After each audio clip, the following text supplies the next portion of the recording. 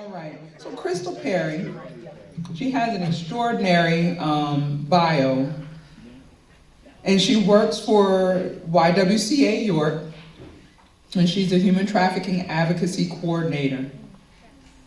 And she's such an amazing subject matter expert, and there's so many things that Crystal could have spoken on, but she's obviously going to speak on human trafficking awareness. But I love her title. I didn't get into this work got into me. Let me share that again. I didn't get into this work got into me. Crystal Perry, please give her a round of applause.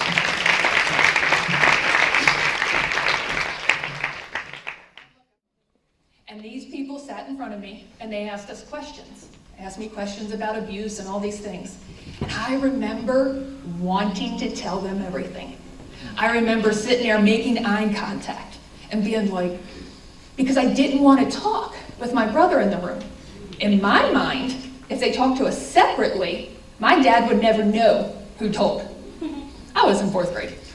And I remember like looking at the woman, like, thinking it was obvious, and she never caught on. So then 5th grade, our house burned down. The fire started in my bedroom, and for years my father told me that it was my fault because I left a window fan in the room. We lost our pets, we lost everything, and for years he told me that was my fault. Come to find out later, it's a room he built. It was faulty wiring. So, besides being an abuser, my father was very racist, to the point of the horrible stories you hear of, we are better, we are more superior. And as a woman, a white woman, I was more superior, but not as superior as the men, right? And I always knew this wasn't right. It didn't feel right. And in rec cheerleading, I was made homecoming queen. And part of the tradition was the captain of the football team would walk you out during the coin toss, do all that. It was a lot of pomp and circumstance, beautiful dress, tiara, all the stuff it was great. And then that night, there was a homecoming dance. And this was, parents were involved, siblings, like this wasn't like a high school, college dance you go to and you don't know what's going on. Well, my father found out that the captain of the football team was black. He forbid me to touch him. If I touched him, I was going to be in trouble, and he would disown me. We lived in the same house, right? I remember crying, being in this gym and just crying. How was I going to tell anyone? This was why I couldn't participate. The head of the football team, the football coach, came up to me and he's like, what is going on? And I just told him. And he was like, all right. And this was an older black man. So I'm like, oh my God, I gotta admit this, this horrible thing. And he goes and he speaks to my father and he's like, listen, can we make a deal? We don't want her to not be involved in this. Can we just do a thing where they just hold hands? My father agreed to it, but I could tell by his look, he was not happy. But because they knew what he had said, he could say those things behind closed doors, but don't let nobody know it. So we did that, and I remember that was one of the worst feelings because I didn't know if this young man knew what was going on, or did they just tell him like I wasn't allowed to touch boys? Like I didn't know. But the thought of someone leaving after being around me and being hurt was just not right to me. So I did appreciate that smoothing over, but again, no one confronted him. No one called him out. They just made it better, right? They smoothed it over.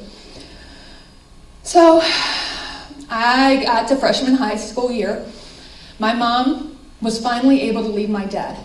Now in this process, she had tried to leave so many times. Every single time there was something that happened. There was a system that failed her. She made too much money to get any assistance, but she didn't make enough money to raise 3 kids in a decent area in decent schools. My mom owned a cleaning business. She cleaned dealerships, car dealerships. One day, she was at work with a black eye, and the owner of the business came in. For whatever reason, she was changing trash. That was when I was in 5th grade, around the same time as the worst of it. That man stood by her. They're still friends to this day. He's one of the main reasons she was able to get out. And I've heard other stories about him helping other people in different situations. So I say all that because when I started with this work, I was a stay-at-home mom. I had one child before I met my husband. And at that point, I was like, I'm gonna be a single mom. I'm giving him everything. I'm doing everything. I don't need a man, right? I'm not giving anybody that opportunity to have that in my life again. And then I met my husband.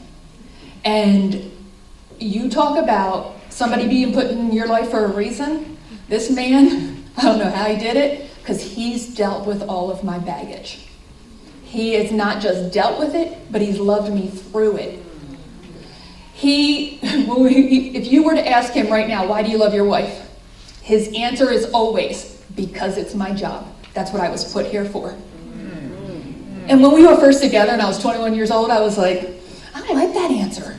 The boys I had dated were like, oh, the legs or the this or the that, right? That was love to me. And I was like, what do you mean? Like, what do you mean it's your job? That sounds like something you got. People don't like to go to work, right? So I hated that answer. And now I'm just like, wow. So stay-at-home mom, I'm doing all the things. Him and I both had rough upbringings. We're like, we're gonna do this, we're gonna pour into these kids, and we're making it better for them. I was a stay-at-home mom, I was a cheer coach, a cheer director, a Cub Scout leader, football mom, wrestling mom, baseball mom, all those things. I got to do it all, and I loved every minute of it. But at the end of the day, there was still something missing. I wanted to help people. My husband's aunt is a victim witness advocate in Cecil County, Maryland, and she would tell me stories and things that happened at work and things like that. And she told me that there was a program in Baltimore that I could volunteer my time, nights and weekends, to go sit with domestic violence and sexual assault victims in the hospital. I applied, I got trained, and I put in a ton of hours. There was something about that work that I was just like, you know what, for that one moment, I can be there for them. When they leave that hospital, I don't know if they're going to go somewhere else and someone's going to fail them the way they did my family. But for that moment, I can make a difference. So I did that for a few years. So I got pregnant with my youngest, had a really bad case. I had to step away for a minute because I took it home with me. Every time I looked at my kids, I saw this victim. So I was like, all right, gotta take it back. 8 years ago, I came back. And then there was this thing called human trafficking. It'd been around forever, but I just learned about it. I took my first training. Aside from sitting at the hospital with victims, there was this passion that I needed. I wanted to be in this field. But besides volunteering, I had absolutely no clue. Like I said about me and the Lord and our relationship, I prayed to him, I remember, and I was like, I really want to do this, but I have absolutely no clue. Lord, if this is where I'm supposed to be and I feel like it is, I need you to not just kick the door open, but I need like a neon sign, some arrows, all the things. And within 2 weeks, I got a call from the person that organized the volunteers. And she said, Crystal, I know you've been trying to get into this work. There's a new human trafficking shelter opening in Baltimore. Human trafficking specific, that's all they do. I think you'd be perfect for it. Self-doubt came in, just like with my talking here today. I was like, I did a couple trainings, like what am I supposed to do? Go to the interview, it went great. The woman tells me, you're hired. I filled the first position on Friday, but 3 to 11's open, and my world crumbled. I was like, I'm still a mom. I can't give up that time. I'm not willing to give up that time yet. I still got work to do with my kids. So she said, all right, well, I'll keep your resume on my desk. And I thought, lip service, right? All right, yeah, whatever. 2 weeks after that, she called me. The person that had accepted that morning position accepted a different position and decided to stick with that. So I started my time in a shelter, and let me tell you, the survivors I worked with, amazing. You have never met someone so strong. I've met domestic violence survivors and sexual assault, and I am not taking anything away from them. But what I always like to say is human trafficking is like those two things on crack, because it has all of the elements. So, not only that, but my supervisor was a survivor leader. She actually spoke here last year, and I learned so much from her. I started volunteering in more places. The place that I originally volunteered at called me and said, hey, listen, we need somebody to run the volunteer program to oversee all of Baltimore City sexual assault and domestic violence. We want you to come take that position. I'm like, what? But again, I thought, you know what? I'm doing good here. I love working with survivors. But if I can train other people to work with survivors and do the right thing, I can make more of an impact that way. So I went there. I was there a few years, and I saw this position, and it said, we've been working with victims, human trafficking victims for a while, but we did not have a specific human trafficking program. We need somebody to come and create it. And I was just like, I'm gonna put my thing in, but I'm not getting hired. They're gonna be like, you've been doing this how long? I got a call back, and they offered me the position, and that was 3 years ago, February. March, the world shut down. So I'm in a new state with my husband and my kid. Well, my kids didn't know anybody. I'm like cold calling people like, hey, there's this thing, we got this program on human trafficking, you know. It went really well. Zoom was great. But 3 years later, we have a really great program that I'm very proud of. I can promise you that if you are a victim in this county, you are going to get the best care. So besides my position, I'm also the chair of the task force, the York County Human Trafficking Task Force. I have the honor of working with WellSpan, with the DA's office, with law enforcement, with some substance abuse programs, all of these different programs, and they all meet these standards of care, the highest quality. So I know, and they know, if they come across a victim and they refer them to me or I'm referring them to them, they can have that confidence that they're going to get that from us.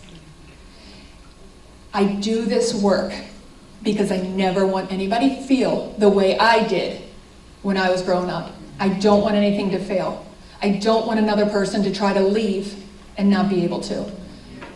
I don't want someone to think that because they went back that I'm disappointed in them, that I don't believe in them. I will always be here. I still have clients from 8 years ago that I keep in touch with. This is something that is a passion for me.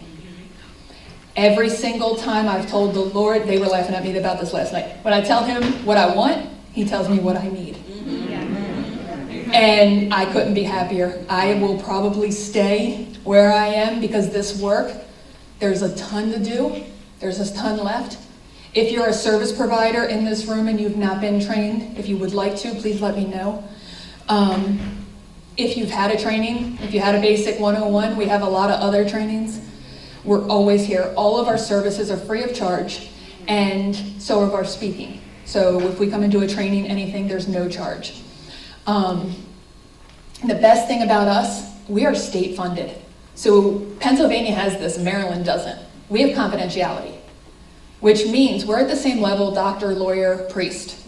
If a victim sits and talks to me, I can't be subpoenaed to court. And let me tell you, last January, I was subpoenaed for a client that I had 8 years ago because her trafficker was trying to take her child. Luckily, it was for a good reason. But can you imagine if they'd have subpoenaed me to talk about the bad things she told me and they took her child? Pennsylvania's doing that right. The only thing I'm mandated to report is child abuse, which is good. We want that. But other than that, there's a lot of work to be done. If you all ever need anything, not just human trafficking, but sexual assault, domestic violence, I have the background. I will put you with the people that can help you if it's not us. I believe in collaboration. I believe in partnerships.